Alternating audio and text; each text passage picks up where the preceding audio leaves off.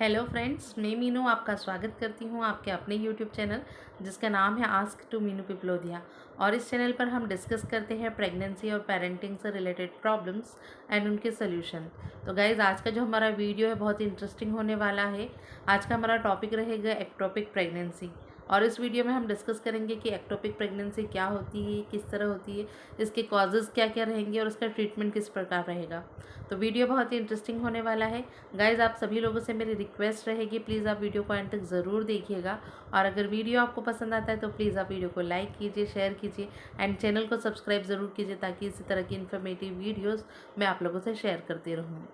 Ectopic pregnancy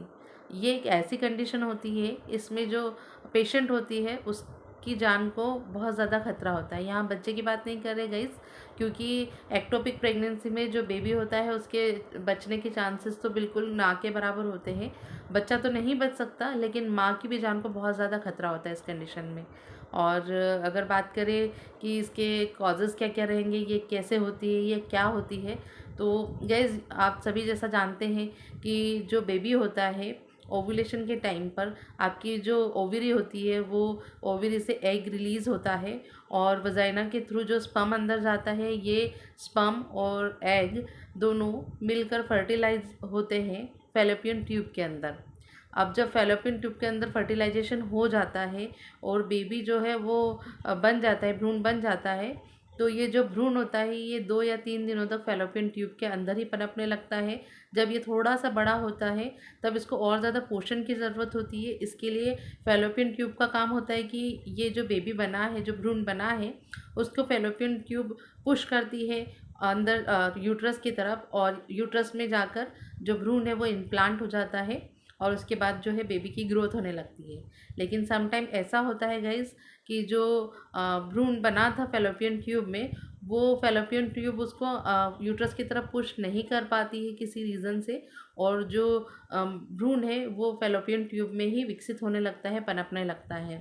तो क्योंकि fallopian tube जो है बहुत पतली होती है, एक धागे के समान, तो वहाँ पर क्या होता है कि भ्रूण कुछ दिनों तक तो बड़ा होने लगता है, पनपने लगता है, लेकिन जैसे जैसे वो बड़ा होता है तो उसको उसका साइज़ बढ़ता है। साइज़ बढ़ता है तो फैलोपियन ट्यूब थोड़ा-सा जो है स्ट्रेच हो जाती है, लेकिन एक हद तक स्ट्रेच होती है वो, क्योंकि बहुत पतली धागे सी होती है, तो वो जो बेबी होता है वो 6-8 हफ्तों तक ही वहाँ पर ग्रोथ कर पाता है। उसके बाद अगर वो ग्रो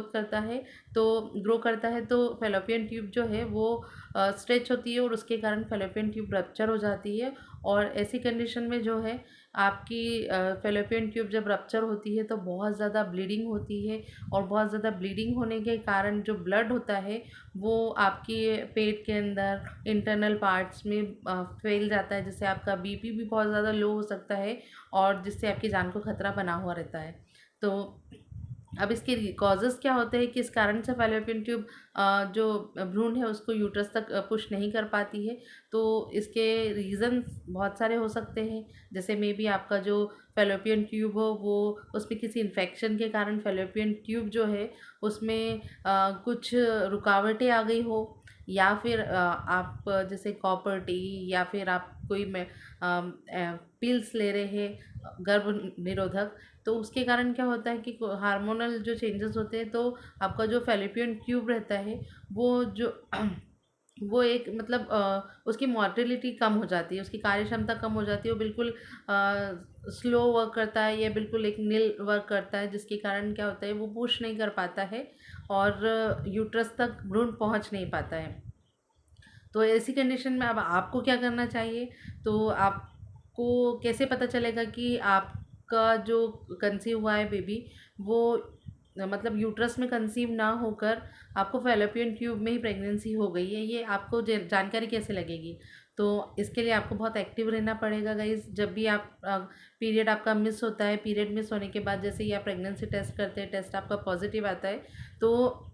आपकी रिस्पॉन्सिबिलिटी बनती है, और ये सभी फीमेल्स को ध्यान रखना है कि आपको जितना जल्दी हो सके डॉक्टर से कांटेक्ट करना है। कांटेक्ट करने के बाद में जो आपकी फ़र्स्ट सोनोग्राफी होती है, जो कि 6 से 8 हफ्ते के बीच में हो जाती है, तो जल्द से जल्द आपको सोनोग्राफी कराना चाहिए। जब आप सोनोग्राफी कराते हैं, डॉक्टर्स चेक करते हैं कि जो बेबी है वो दिखाई नहीं दे रहा है, प्रेगनेंसी टेस्ट आपका पॉजिटिव है लेकिन यूट्रस में कोई बेबी नहीं दिख रहा है, सिम्टम्स आपके जो है प्रेगनेंसी पॉजिटिव के है, लेकिन क्या होता है कई बार बेबी बहुत छोटा होता है तो यूट्रस में दिखाई नहीं भी दे सकता है, लेकिन इसे कंफर्म करने के लिए डॉक्टर्स आपका बीटा एचसीजी टेस्ट करते हैं। बीटा एचसीजी टेस्ट करने पर अगर आपका आज बीटा एचसीजी टेस्ट किया है और उसका जो काउंट आ रहा है, मान लीजिए 600 800 जो भी आ रहा है, अगर 2 दिन बाद वो डबल नहीं होता है तो कहीं ना कहीं ये कंफर्म हो जाता है कि जो बेबी है वो यूट्रस में ना पनप कर आपके फेलोपियन ट्यूब में पनप रहा है, या फेलोपियन ट्यूब में नहीं है और फेलोपियन ट्यूब ने उसको अपोजिट साइड मतलब मे बी आपकी ओवरी की साइड या ओवरी से बाहर होकर आपके पेट या आपके इंटरनल बॉडी में कहीं पर इम्प्लांट होकर वो पनपने लग गया है, या जो है प्रेगनेंसी आपकी लॉस्ट हो गई है, तो ब्लीडिंग बहुत ज़्यादा हो गई है। इसी कंडीशन में जो है, अगर ऐसी कंडीशन डॉक्टर को समझ आती है तो डॉक्टर आपको सजेशन देते हैं कि आपको जल्द से जल्द, क्योंकि इमरजेंसी है और जल्द से जल्द आपको सर्जरी की ज़रूरत है। तो कई बार क्या होता है फीमेल्स आप कंफ्यूज हो जाती है कि मतलब सर्जरी क्यों डॉक्टर, आप डीएनसी कर दीजिए, राइट। लेकिन मैं आपको बताना चाहूँगी डीएनसी जो होती है वो एक यूट्रस, क्योंकि डीएनसी के लिए जो औज़ार यूज़ किए जाते हैं वो आपकी वजाइना के थ्रू यूट्रस तक ही जा पाते हैं, आपकी फेलोपियन ट्यूब में, ओवेरी में, या आपके इंटरनल जो आपका स्टमक है वहाँ तक नहीं जा पाता है। तो डीएनसी जब यूट्रस में प्रेगनेंसी होती है और यूट्रस में आपका प्रेगनेंसी जो कंसीव हुआ वो लॉस्ट हो गया, मिसकैरेज आपका हो गया, या आपका अनवांटेड प्रेगनेंसी आप नहीं चाहते, तो डीएनसी की जा सकती है। लेकिन अगर आपको एप्टोपिक प्रेगनेंसी है, आपकी यूट्रस में है या ओवेरी में प्रेगनेंसी हो गई है, तो उसके लिए केवल जो रास्ता है वो है कि आपको जो है सर्जरी ही की जा सकती है। हाँ, समटाइम होता है कि सर्जरी में क्या होता है कि डॉक्टर्स जो होते हैं वो आपकी जो फेलोपियन ट्यूब है अगर वो रप्चर हो गई है तो उसको काटना ही पड़ता है, उसको निकालना पड़ता है, राइट। लेकिन समटाइम होता है कि वो उसको स्क्वीज करके उसको दबा दबा के जो बेबी को बाहर निकाल देते हैं और फेलोपियन ट्यूब को वैसा ही छोड़ देते हैं। लेकिन आज के टाइम में जो डॉक्टर्स है वो सर्जरी प्रेफर करते हैं और फेलोपियन ट्यूब को निकाल देना प्रेफर करते हैं, क्योंकि अगर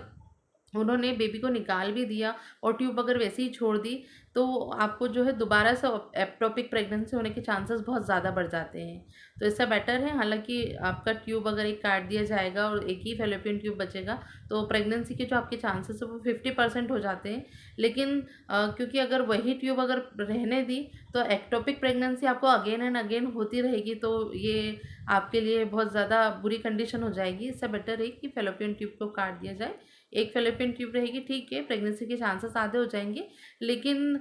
एक्टोपिक प्रेगनेंसी होने के चांसेस भी बहुत कम हो जाएंगे, राइट। तो प्लीज़ गाइज, आप सभी लोगों से मेरी रिक्वेस्ट है, अगर ऐसे सिचुएशन कभी भी आप फेस करते हैं तो प्लीज़ आप देर ना करें, जल्द से जल्द डॉक्टर जो आपको सजेस्ट करते हैं, अगर डॉक्टर आपको सर्जरी के लिए बोलते हैं तो प्लीज़ आप सर्जरी ज़रूर कराएं और इसमें देर ना करें। क्योंकि क्या होता है कि आपको लगता है कि मतलब जब आपको प्रेगनेंसी कंसीव होता है तो मे बी आपको